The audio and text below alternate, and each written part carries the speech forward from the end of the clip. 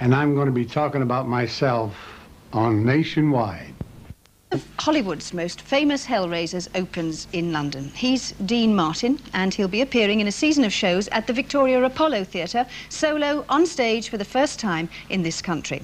Our stateside correspondent, Tom Brooke, talked to Dean Martin at home in Hollywood before he set out for London, England. Here's Tom's report.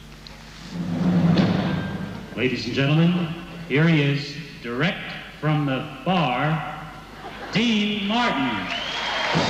Dean Martin, American singer, entertainer, film star and veteran of show business. He's always had a large following in Britain, but remarkably, in his 40 years in the business, he's never appeared solo in this country.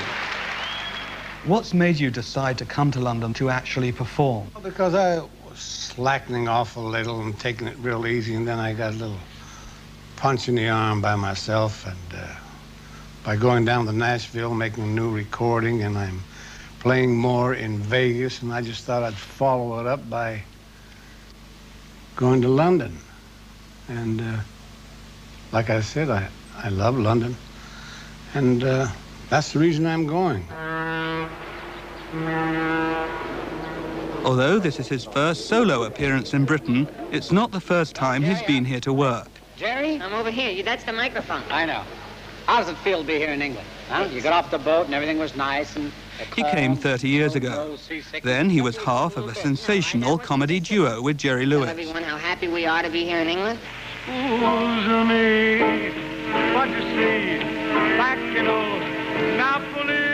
They met when Dean Martin, the son of Italian immigrants, was beginning to make a name for himself as a nightclub singer, while Jerry Lewis was making a living as a comic. When they teamed up, their particular brand of anarchic humor struck a raw nerve with post-war Americans. They were dynamite. Boy, that's terrific, the way you sing those songs. If the moon hits your eye... We became an overnight sensation, and I mean it, because we were together only a year, and we flew out here to California at Slapsy Maxie's, and our first show, everybody was there, all Hollywood, all the directors and producers, and after our first show, about 5 producers came backstage, and we signed a 6-year contract with Hal Wallace, just right after the first show. That's how fast things happen with Jerry and myself.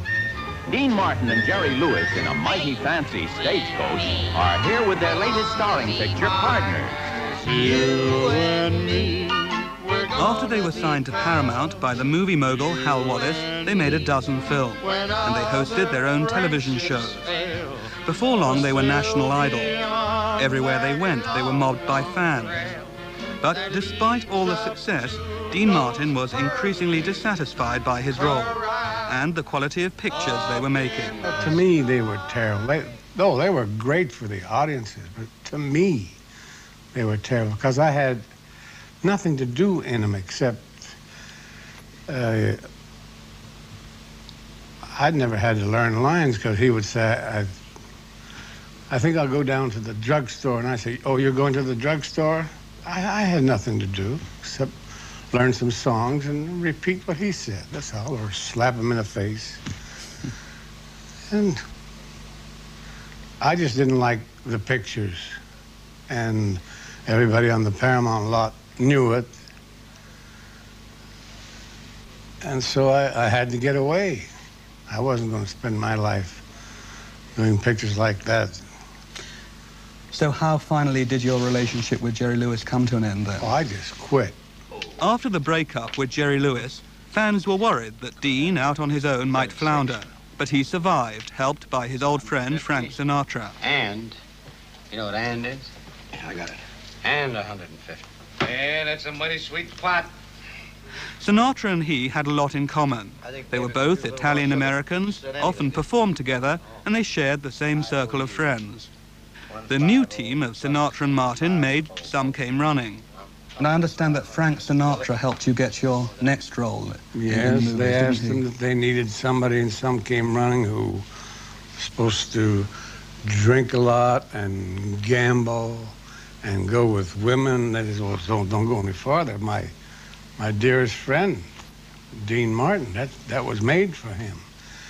And I think that role was made for me, because that was one of the best roles that I've ever done, Some Came Running. You've had the image of being, for want of a better term, a big boozer. Is this really how you are, or is that an image you deliberately cultivate? Oh, I cultivated that. I'm really not a boozer. Oh, I drink, but I'm not a boozer. I'm not an alcoholic or anything like that. But people like to see that you're a regular guy and you drink. And even when I used to play in the tournaments with all the big players, you know, when they were out here every summer, we had 8 tournaments with Arnold Palmer and Nicholas, and I always played with them. And every once in a while, hey, Dean, you want a drink? You know, here's a beer. And so it was, that's the way they wanted me, and I couldn't change if I wanted to. What is your favorite drink? Scotch and soda.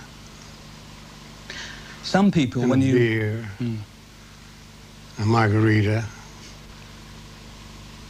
a martini. I'll drink anything. Yeah. Okay, Tum-Tum, what'll it be? Oh, I'll have the usual glass of milk. Are you sure this is my cue card right here?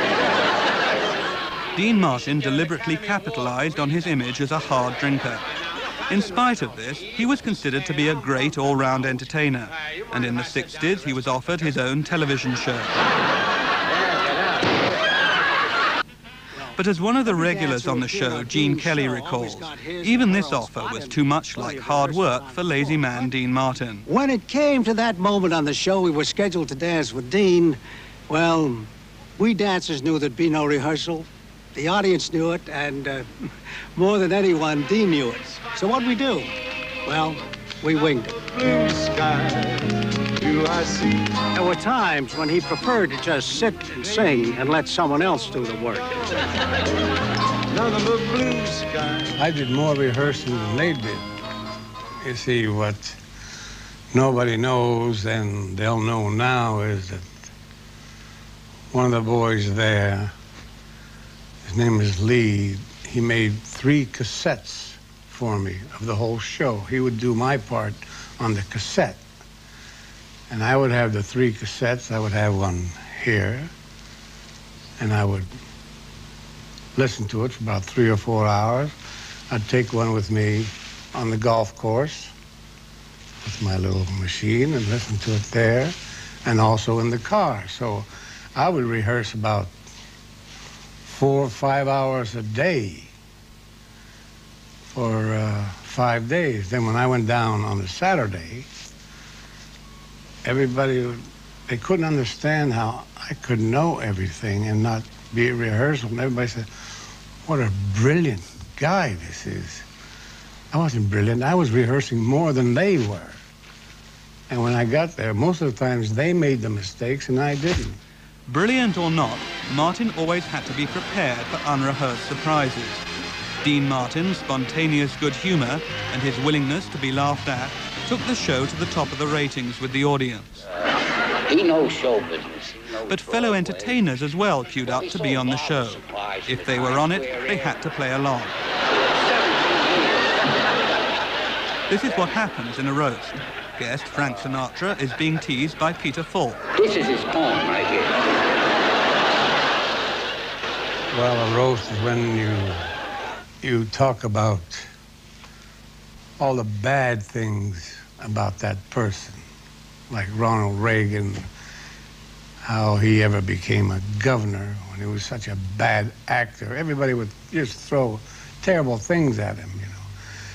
And it was a big hit because after the governor, Ronald, was on, we got more wires from Washington. They wanted to come on with. I just want you to know and be able to say to you how deeply grateful I am. I have my good friends here and the... Bad actor or good politician, Governor Reagan knew what a good friend was. So, when the governor ran for the White House, he was supported by Martin and Sinatra, when the 3 of them went on the campaign trail together. Before leaving for Washington... With stars like Martin and Sinatra at fundraising events, the Reagan campaign fund received a big financial boost. Were you drawn to him because of his politics or because he was a former colleague as an actor here in Hollywood? Because he was my friend, and I liked him, and I liked what he stood for, and I helped him. Frank and I helped him. We traveled around with him for a while. And then I became very friendly with our governor here, Duke Magian.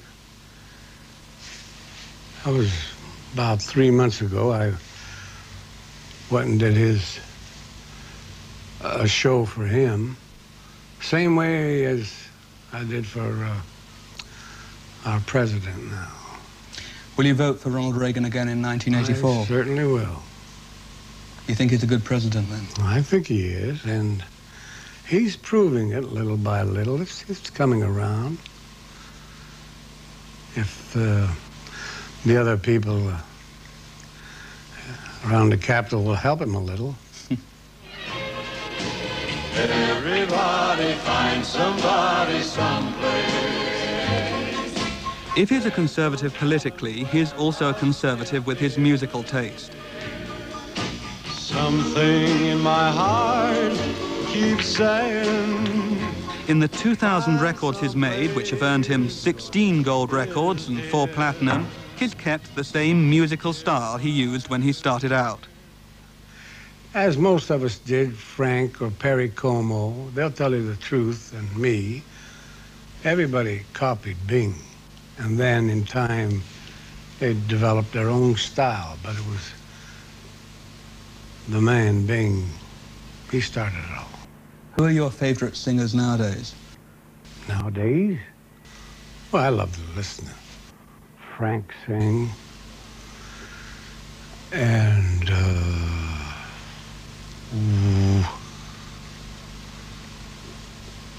I like most of the singers today. I do not like rock singers, you know. First of all, I don't understand them, what they're doing. It looks like they're eating the microphone. It's always shoved into their mouth. I mean, rock is out with me. I can't stand rock, but I love nice, easy, smooth singing. Tell me, how do you think you will go down in history? How would you like to go down in history, in the history of show business? This is a damn good entertainer. That's about it. Nothing spectacular.